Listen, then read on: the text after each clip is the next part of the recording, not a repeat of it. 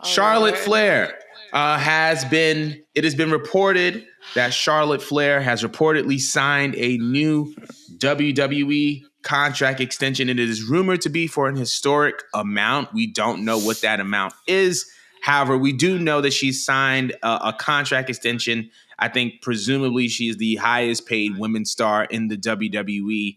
And this is a multi-year contract and extension. So I wanted to know, Mo, your opinions on Charlotte's multi-year contract extension with WWE, if you believe that she deserves it, and just your thoughts on this whole thing. I yet again had set Twitter off with one of my intrusive thoughts. And as the name stands on the show, defund Miss Ashley, Miss Charlotte Flair, and I'm gonna tell you why. It's the idea that, and I wanna throw in this fun fact too. The amount that Charlotte is receiving is not even the amount that Sasha Banks got when she requested. And the thing about Charlotte, I think she's a great performer, and no one is going to take that away from her. I do, but I do believe when it comes to this company, you to be deserving of such a high pay status. When I think about like a high pay status, I think of yes, the main eventers, yes, the champions, but I'm thinking about who's putting asses in seats, who's spiking up the ratings. When I refer to like the YouTube videos too for other statistical content, I want to see who's getting the most numbers. And I don't really feel like in the last few years, maybe ever for me, and if y'all could find the video and prove me wrong, what has Charlotte Flair ever saved the ratings? When? Because like the higher paid superstars be like Brock Lesnar and it was John Cena for the longest or whatever, and like these were people that, again, like regardless how you felt about them, when they was on screen, you know, you got the biggest crowd pop or boost depending on what it was, but the ratings was up. And Charlotte doesn't give that. She never gave that. I think the last time I personally cared when she was on TV was her feud with Becky because, you know, the lines are blurred. And then I feel like even when she returns, it's a semi-pop, but it's not like a big, giant welcome pop like we would get with Sasha Banks. You know what I mean? When it comes to Charlotte, again, she don't do nothing different or new or bring a lot to the table outside the fact that, yeah, she just wrestles good. I've been hearing the same tired-ass lame promos for how many years since 2013. She's still doing her daddy's old tired-ass shtick with the rope. Burn it, babe. Burn it. And it's just, no, don't you make that look, Jordan. It's just, she does not elevate those around her and add something. She didn't even bring us a new faction or something. Like, Bayley has done that. Bayley has actually done that. And I find it very ironic that they released that report and then they sneak in about Bayley's loss record and how many people she put over. And then, boom, I'm on Twitter today and I'm seeing a report about Bayley signed a new multi-year deal. And I'm like thinking, notice how they're not disclosing her numbers. Like, she's always getting the shortest end of the stick out of all the four horsewomen. Always, always, always, always. That woman don't complain. That woman does her job. She has transformed her character more than once. Actually, I'm thinking, like probably like 2 to 3 times, maybe 4. Yeah, 2, 3 Bayley has times. actually she has transformed her character. She has gave us a new faction. She's responsible for so many like pipeline of storylines that happen, all because she went heel.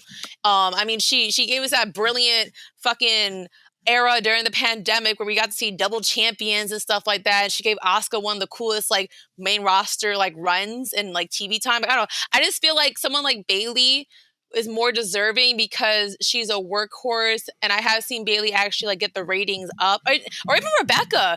I was shaming Rebecca not too long ago. I was getting on Rebecca's ass like a couple months ago because of NXT.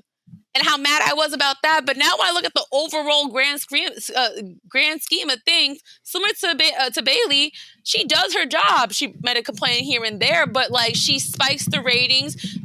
When the belt is on her, people care, people pay attention. She raised the ratings at NXT. She brought eyes over to NXT.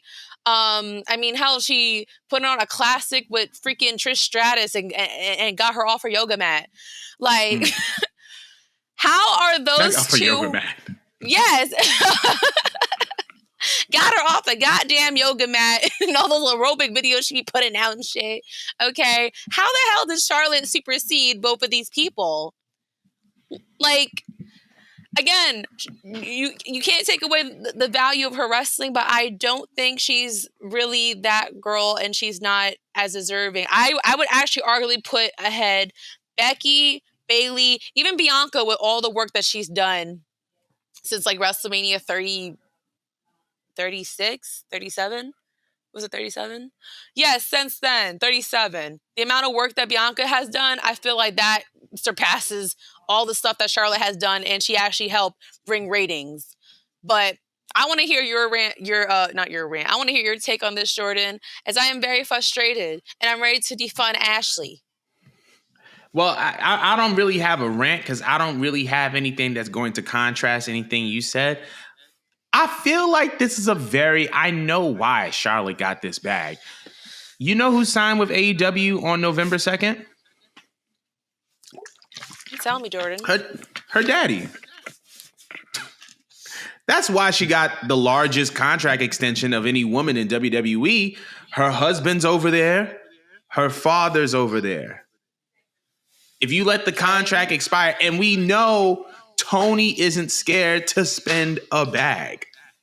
That's the reason why she got that money. I mean, we could sit up here and we could talk about the resume of Charlotte. We could talk about the wrestling ability. We could talk about her promos. We could talk about what she's done, what she hasn't done. But ultimately, this is a business. And if you're not making money from me, I don't want you to make money for them. I'd rather you be on my team than be against me. Or I'd rather you make money for me or not be making money at all than making money for my competition. I think that's what it really boils down to, right? And like you said, I feel like based off of, I was actually going to say based off of where Charlotte is in her career, right? Because you think about it, when they debuted this women's revolution, it was what, 2014? So we're talking about what, as of this year, 10 years ago? Yep. Signing Charlotte to a large contract extension in year 10 of her professional career, probably year 12, year 13 of her professional career, if you're including the work she did at NXT, is similar to giving a large contract extension to somebody like a Damian Lillard or a Kevin Durant in the NBA.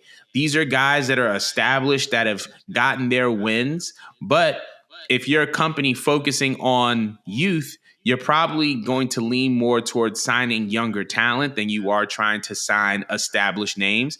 But I feel like in this case with Charlotte, it's just one of those things where WWE is like, listen, she has all of the reasons in the world to go to AEW now, right? If you asked me this a year ago, probably, maybe not. But now her father's over there. Now Andrade is over there. And it looks like Andrade has been getting a lot more screen time, especially with the Continental Classic. So there's no real reason for him to leave. So, there was reason for her to jump ship. And I just think that WWE just did not want her to jump ship. And that is the reason why she got this multi-year extension. But while we're on the subject of contracts, because